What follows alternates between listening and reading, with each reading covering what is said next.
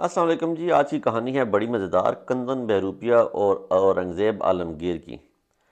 ایک بہروپیہ تھا اورنگزیب عالمگیر کے زمانے میں، اور وہ اپنے روپ دھارنے میں بڑا ماہر تھا، اپنے کام میں بڑا ماہر تھا۔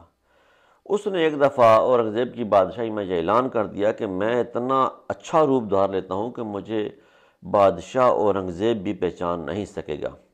بادشاہ اورنگزیب نے اسے اپنے دربار میں بلایا اور اسے پوچھا، کیا تم نے یہ اعلان کر رکھا ہے؟ اس نے کہا، جی بادشاہ سلامت، میں نے یہ اعلان کر رکھا ہے۔ تو بادشاہ سے کہتا ہے، جاؤ تم روپ دھار لو اور میں تمہیں پہچان لوں گا۔ اگر میں تمہیں پہچان نہ سکا تو میں تمہیں 500 روپے دوں گا۔ اگر میں نے تمہیں پہچان لیا تو میں تمہیں چھوڑوں گا نہیں۔ وہ بہروپیہ تھا، وہ چلا گیا اور واپس گھر جا کے بڑا پریشان ہوتا ہے کہ یہ میں نے کیا کیا ہے۔ جذبات میں آ کے میں نے بادشاہ کے سامنے اعلان تو کر دیا، لیکن اب میری موت پکی ہے، بادشاہ مجھے چھوڑے گا نہیں۔ خیر، وہ بادشاہ کے بارے میں سوچتا ہے، پوچھتا ہے، اس کی چالوں کے بارے میں پتہ کرنے کی کوشش کرتا ہے، تو اس سے پتہ چلتا ہے 1 سال بعد بادشاہ سلامت نے مرہٹوں کے خلاف حملہ کرنا ہے۔ اور وہ کیا کرتا ہے، مرہٹوں کے قلعے کے پاس جا کے آباد ہو جاتا ہے۔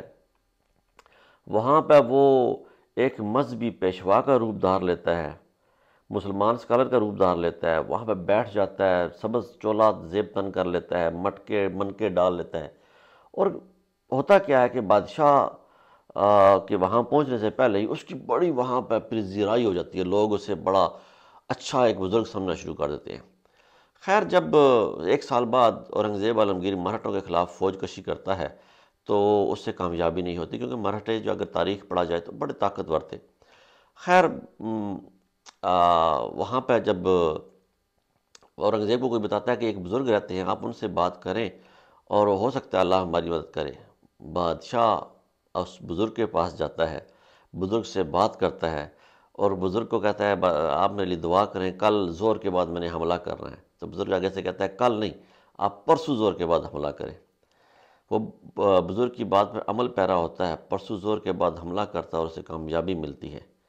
وہ واپس اس بزرگ کے پاس آتا ہے اور کہتا ہے کہ آپ نے ہمیں دعا دی ہے، ہمیں کامیابی اللہ نے دی ہے، تو آپ جو انعام چاہیں میں آپ کو دینے کے لیے تیار ہوں۔ لاکھوں ایکڑ کا رقبہ آپ لے لیں، آپ کی نسلیں اس پہ آباد ہوں، آپ سے کوئی محصول نہیں لے گا مغلوں کی حکومت میں، آپ کی پینشن ہم لگا دیتے ہیں، آپ کی نسلوں کی پینشن لگا دیں گے، آپ جو چاہیں گے جو کہیں گے ہم وہ کرنے کو تیار ہیں۔ تو وہ کہتا ہے، نہیں، مجھے کچھ بھی نہیں چاہیے، ہم دنیا دار لوگ نہیں ہیں، ہمیں دنیا کی کوئی غرض نہیں ہے۔ تو بادشاہ بڑا متاثر ہوتا ہے اور واپس آ جاتا ہے اور کہتا ہے، واقعی اللہ والا ہے۔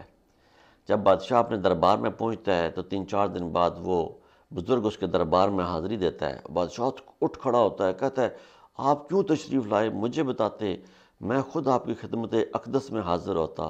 تو وہ کندن بہروپیہ کہتا ہے، اورنگزیب، میں کوئی پیر فقیر نہیں ہوں، میں تو وہ بہروپیہ ہوں جس نے روپ دھارا تھا۔ تو بادشاہ ایک لمحے کے لیے چونک جاتا ہے اور کہتا ہے کہ آپ اگر وہی بہروپیے ہو تو آپ نے یہ میری لاکھوں روپے کی آفر کیوں ٹھکرائی اور اپنا 500 روپے کا انعام لینے کیوں آئے ہو؟ تو وہ آگے سے کہتا ہے کہ میں نے جن کا روپ دھارا تھا میں ان کو بدنام نہیں کرنا چاہتا تھا۔ تو میری آج کے علماء سے یہ درخواست ہے کہ علماء حق بنیں اور جن کا آپ نے روپ دھارا ہے ان کو بدنام نہ کریں۔ بہت شکریہ۔